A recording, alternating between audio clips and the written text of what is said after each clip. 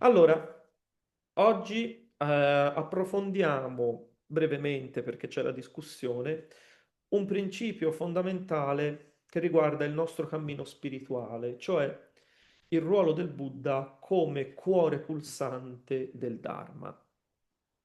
Troppo spesso noi praticanti buddisti, tutti noi, ci appassioniamo tanto allo studio della dottrina, della filosofia, o ci concentriamo anche in maniera meticolosa, quasi troppo, certe volte, sulla pratica rituale, però può capitare che trascuriamo il cuore di tutto, cioè il Buddha. È un paradosso, ma può succedere. Il Sutra del Loto ci ricorda con molta chiarezza che il Dharma, che è contenuto nel Sutra, è la verità stessa alla quale tutti i Buddha si sono illuminati. E questo ci pone di fronte a un interrogativo fondamentale, che è quasi un circolo vizioso. Cosa viene prima? Senza il Dharma, nessun Buddha potrebbe conseguire l'illuminazione. Senza un Buddha che realizzi questo Dharma, che lo comprenda e che soprattutto lo manifesti e lo renda accessibile poi a tutti, questo Dharma rimarrebbe soltanto un principio astratto, come se fosse quasi muto perché nessuno lo parla e quindi è inefficace per noi. E al tempo stesso, però, senza il Dharma, i Buddha non avrebbero potuto conseguire l'illuminazione. Ora, non si tratta di un gioco intellettuale come quello l'uovo e la gallina, ok? Ma dobbiamo concentrarci sulla gratitudine e la riconoscenza per un dono immenso che riceviamo. Cioè il Dharma che studiamo, che pratichiamo, non è un concetto freddo, ma è la perfetta e completa illuminazione del Buddha che è resa attraverso di lui viva e comunicabile.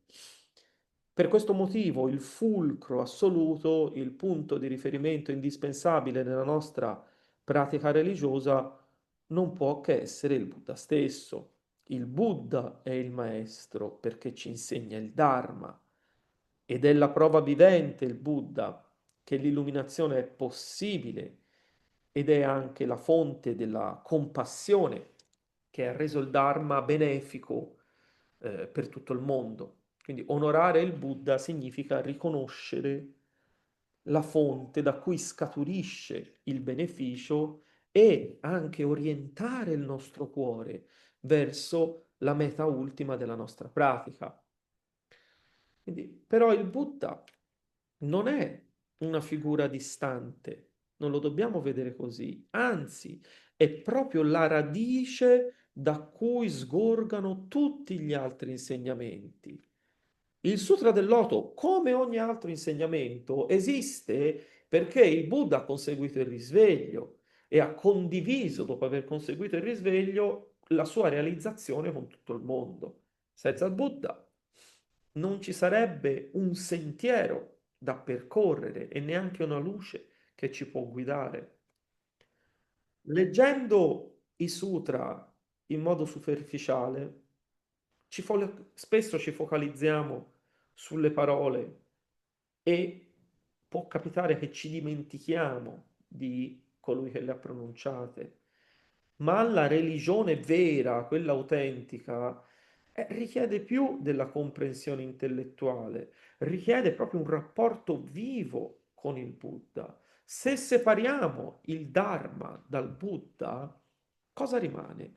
Una filosofia, rimane etica, rimane moralità, che sono sicuramente nobili, ok? Nessuno nega questo, ma sono prive del potere che può trasformare.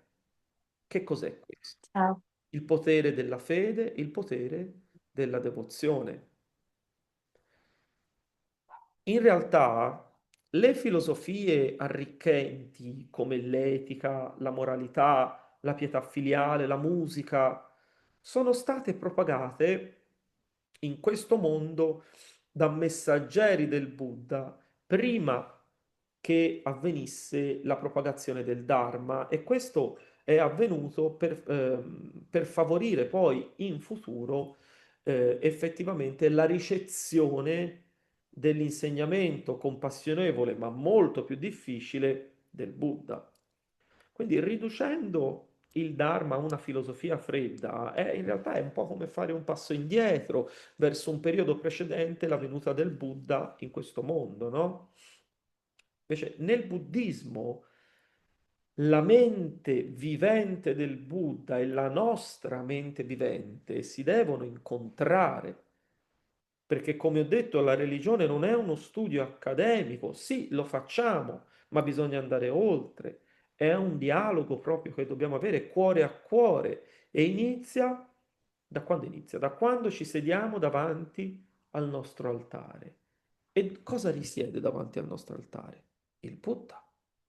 Se pratichiamo senza il Buddha come centro, rischiamo di ridurre il buddismo a un sistema di idee e così però perdiamo l'essenza della sua vitalità spirituale, no? Oggi esistono molte tradizioni religiose e anche insegnamenti diversi ed è facile anche confondersi, distrarsi o cercare delle scorciatoie. Ma il vero buddismo insiste dicendo, senza il Buddha come fondamento, la nostra pratica perde di profondità.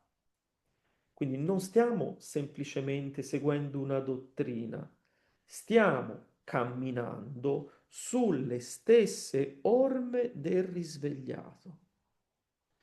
Nel Sutra del Loto si afferma spesso che per prima cosa si devono fare offerte al Buddha e poi al Dharma del Sutra del Loto.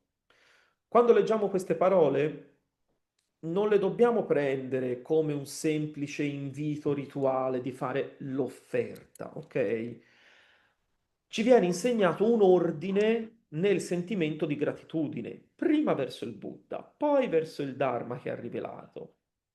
Perché? Perché l'ho già detto, ma lo ripeto, il Buddha ci dona il Dharma che ha realizzato e questo, grazie a questo dono, possiamo arricchire e migliorare la nostra esistenza, no? Inoltre, dobbiamo ricordare che il Buddha, ricordatelo sempre questo, non gioisce per l'onore in sé che riceve, cioè per l'offerta che riceve o per la devozione che riceve. No, no, no, no.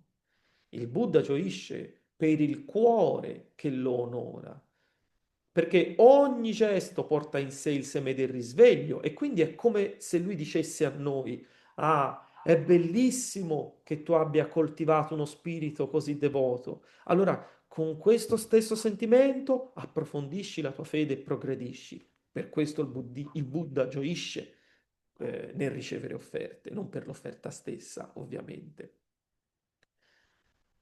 E onorare il Buddha non significa soltanto fare delle offerte materiali. Ehm, Dobbiamo fare anche un'offerta fisica nel senso del nostro corpo. Donare il nostro corpo, non tagliandoci un dito, intendo, e darglielo al Buddha, è un atto di devozione, cioè decidere di offrire noi stessi nel servire il Buddha, nel servire alla propagazione, nel servire il Sangha, significa riconoscere che tutto ciò che siamo e anche tutto ciò che possiamo essere proviene dalla compassione del Buddha. Quindi anche questo, fare l'offerta di noi stessi, è un modo per unire la nostra vita a quella del Buddha. Quindi praticare il buddismo significa mantenere il Buddha al centro di ogni pensiero, azione, intenzione, non come idolo da venerare in maniera passiva, ma come la presenza di una guida che ci ispira e che ci aiuta a mostrare come possiamo trasformarci, come possiamo liberarci dalla sofferenza. Quindi ricordiamo sempre, il Buddha è la luce che rende visibile il terreno, il Dharma è il sentiero stesso che dobbiamo percorrere, ok? Offrendo la nostra gratitudine, questo è il modo per ripagare il favore ricevuto dal Buddha.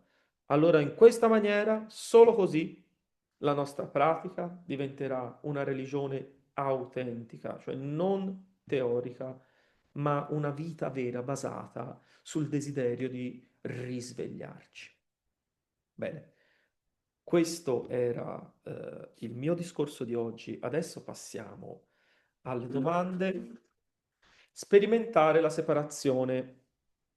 Il discorso menziona che a volte studiamo il Dharma dimenticando colui che lo ha pronunciato. Nella pratica quotidiana riesci a percepire una differenza tra un approccio principalmente intellettuale o formale e un momento in cui senti una connessione più diretta e personale con il Buddha? Puoi descrivere come si manifesta questa differenza per te? Secondo, il centro pratico. Il testo afferma che il fulcro assoluto della nostra pratica religiosa non può che essere il Buddha stesso. Cosa significherebbe concretamente nella tua vita di tutti i giorni mettere il Buddha e non il risultato della pratica, la conoscenza, il rituale al centro? Quale piccolo pratico cambiamento potresti fare per coltivare questa consapevolezza? 3. L'offerta di sé.